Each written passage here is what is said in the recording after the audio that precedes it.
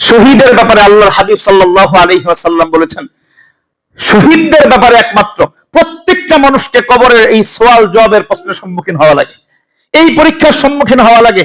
একমাত্র যারা শহীদ হয়ে যান, এই শহীদদের জন্য কবরের মধ্যে কোনো সওয়াল জবাবের ব্যবস্থা নেই।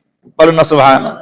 কোনো সওয়াল জবাব নাই, কারণ আল্লাহ রাব্বুল আলামিন আমাদের জন্য তো এই যে কবর, বরজখী জিন্দেগি, ইল্লিয়িন, সিজ্জিন, কত ব্যবস্থাপনা, কত ধাপ।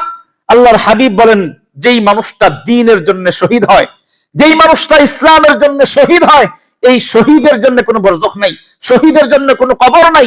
শহীদের জন্য সরাসরি আল্লাহ রাব্বুল আলামিন তার আত্মাটাকে সরাসরি জান্নাতে ঢুকায় দেন, জান্নাতে ঢুকায় দেন। আল্লাহ রাব্বুল আলামিন আয়াতের মধ্যে বলছেন ইউরজাকুন, কোরআনে কারীমের সূরাতুল বাকারার মধ্যে বলতেছেন বাল আহইয়াউ ওয়ালাকিন লা তাশউরুন ওয়ালা তাকুলু লিমান ইউকতালু ফি সাবিলিল্লাহি আমওয়াত। যারা নাকি আল্লাহর জন্য, আল্লাহর দ্বীনের জন্য, আল্লাহর রাস্তায়, ইনসাফের রাস্তায়, দ্বীনকে সমুন্নত করার জন্য, দ্বীনকে প্রতিষ্ঠিত করার জন্য যারা তাদের জীবনকে বিলায় দেয়, আল্লাহ রাব্বুল আলামিন কোরআনের আয়াত দিয়ে আমাদেরকে নিষেধ করতেছেন ওয়ালা তাকুলু লিমান ইউকতালু ফি সাবিলিল্লাহ আমওয়াত। তাদেরকে মৃত বলতে পারবে না, তাদেরকে কি বলতে পারবে না? মৃত বলতে পারবে না, মৃত বলল না, বাল আহইয়া, বরং তারা প্রত্যেকেই জীবিত। অর্থাৎ আল্লাহ তাআলা তাদেরকে একেবারে আমাদের মতো জীবিত করে রাখেন। আল্লাহর হাবিব বলতেছেন, তাহলে রাখেন কোথায় তাদেরকে?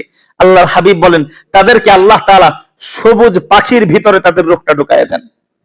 তারা জান্নাতের মধ্যে জান্নাতি বাগানগুলোতে বিচরণ করে, জান্নাতি বাগান থেকে ফল খায়। এবং নবীজি বলেন, জান্নাতের যেই নহর, যেই নদী, জান্নাতের নদী তো দুনিয়ার নদীর মতো না। দুনিয়ার নদী তো হয় গর্তের মধ্যে, কোথায়? যেদিকে গর্ত সেদিকেই নদী, যেদিকে গর্ত ওদিকে বহে। আল্লাহর হাবিব বলেন, জান্নাতের নদী হবে উঁচা, জান্নাতের নদী হবে উঁচা। এই উঁচা হয়ে পানি, এরকম পানি প্রবাহ হচ্ছে। আল্লাহর হাবিব বলেন, ওই শহীদের আত্মাওয়ালা ওই সবুজ পাখিটা জান্নাতে ঘুরে ঘুরে ফল খায়, আর একটু পর পর ওই জান্নাতি নহরে গিয়া পানি খায়। বলি সুবহানাল্লাহ। এই জন্য হযরত ওমর ফারুক রাদিয়াল্লাহু তাআলা সর্বক্ষণ দোয়া করতেন, আল্লাহুম্মা আল্লাহুম্মা রযুকনা শাহাদাতান ফি সাবিলিক, আল্লাহুম্মা রযুকনা শাহাদাতান ফি সাবিলিক। মালিক, আপনার রাস্তায় আমাদের জীবনকে শহীদ হিসেবে কবুল করেন। সকলে বলি আমিন। আল্লাহ আমাদেরকেও আল্লাহর রাস্তায়, দ্বীনের রাস্তায়, দ্বীন প্রতিষ্ঠিত হওয়ার রাস্তায় আমাদের সকলকে শহীদি মর্যাদা দান করেন। সকলে বলি আমিন।